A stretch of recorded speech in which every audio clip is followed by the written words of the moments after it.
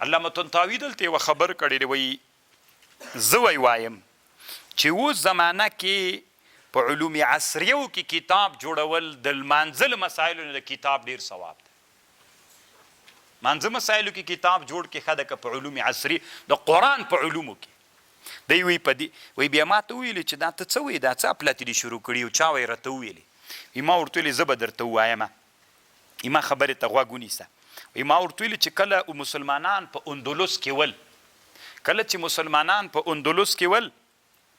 هلته مسلمانانو په اندلس کې له کاپیرانو عیسویانو سره په دې باندې تړون وکړ چې مسلمانان به منځونه کوي، موږ څه نه درته وایو. وار په وار هغوی قدرت پیدا کو عیسویانو، وایي مسلمانان ټول بس دې منځونو ته متوجه ول،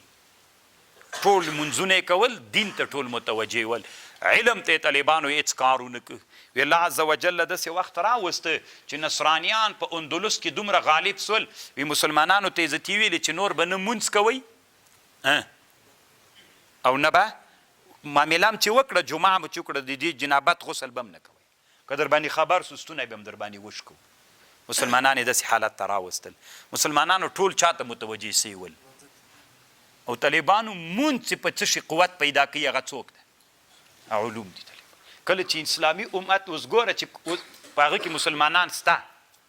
څه ورته وایي په ترکستان شرقي کې، ما ته یو عالم د ترکستان شرقي ویلې، سپین ږیری و، یا د یو غور مسلمانو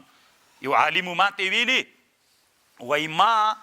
هدایه چې ویلې ده، ما خپله چې هدایه په ترکستان کې ویلې ده، وایي داسې هدایه مې ویلې،